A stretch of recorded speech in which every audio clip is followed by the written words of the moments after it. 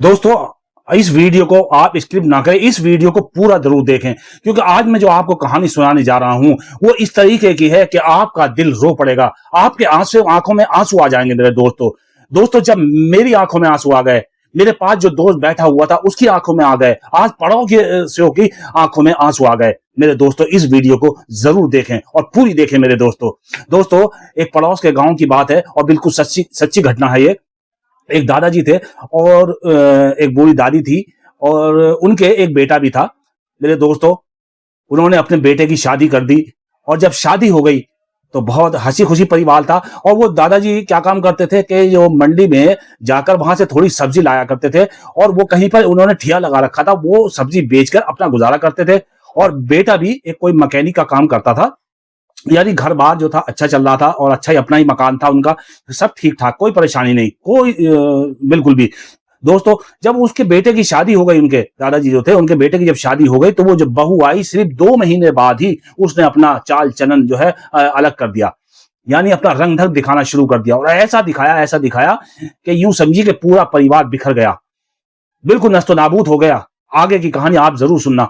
दोस्तों, क्या हुआ कि वो बहू बोली कि मैं इनके दोनों के साथ मैं नहीं रहना चाहती, यानी अपने सास ससुर के साथ मैं नहीं रहना चाहती, मैं अलग रहना चाहती हूं।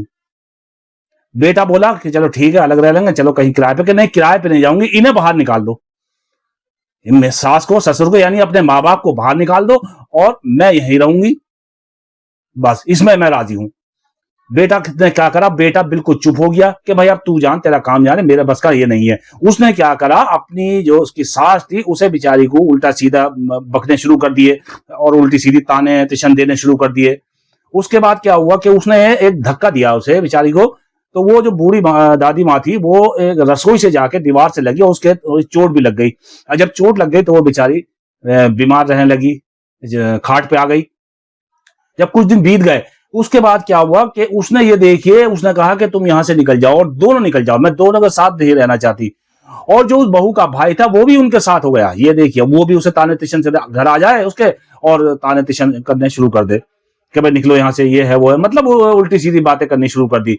एक दिन का वाकया है कि उसने उस बहू ने अपनी सास के हाथ पकड़ के और घसीट के बाहर निकाल के और गेट से बाहर डाल दिया उसे। बीमार तो थी बेचारी। अब जो वो दादा मियाँ थे वो बेचारे क्या करते हैं, वो रोने बैठ गए। खैर, वो उन्होंने जो जहां से वो सब्जियां लाते थे वहां व्यापारियों से उन्होंने जिक्र किया कि ऐसे ऐसे मामला है। तो उन्होंने क्या करा कि वहीं पे एक झोपड़ी सी बना दी और वहां पे वो दोनों जाके रहने लग गए, मियाँ बीवी दादा दादी। और वो घर छोड़ दिया क्योंकि वहां पे उसने हाथ उठाना शुरू कर दिया था। और जो शरीफ आदमी क्या करे फिर, अपनी इज्जत के लिए, अपने सम्मान के लिए क्या करे फिर, वो यही करेगा ना कि वहां से अलग हो जाए तो उसमें ही फायदा है। वो अलग हो गए।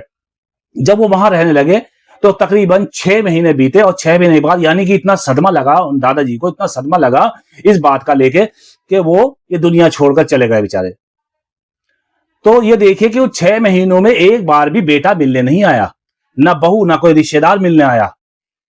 देखिए, शरीफ होने के देखिए कितने फायदे हैं, ये देखिए आप। वो शरीफ थी, शराफत थी, बुजुर्ग इंसान थे, इसलिए ये प्रॉब्लम, ये परेशानी उनके सामने आई। तो उन मंडी वालों ने ही उन्हें जो था, जो भी उनका करना था बेचारों का करके और दफना दिया। रह गई बेचारी जो बूढ़ी दादी थी, वो रह गई। अब वो बेचारी ना इधर की रही ना इधर की, यानी अपनी माँ को भी पूछने नहीं आया। मैं नाम तो नहीं बताऊंगा उसका, नाम जो है छुपाना जरूरी है।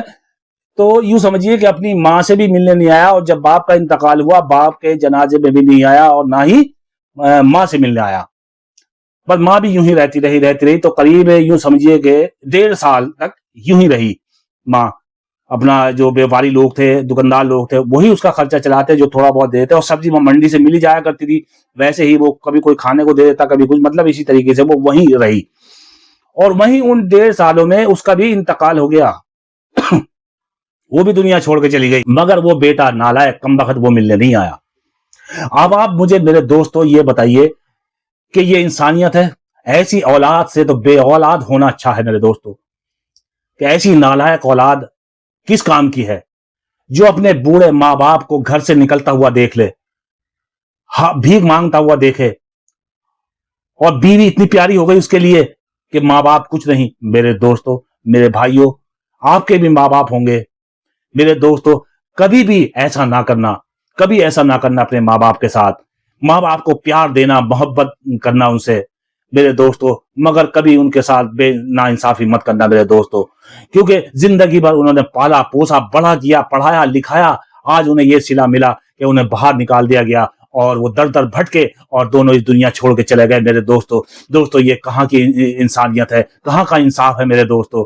दोस्तों, बस मैं आपसे अगली वीडियो तक के लिए मैं आपसे इजाजत चाहता हूं। तब तक के लिए अल्लाह हाफिज।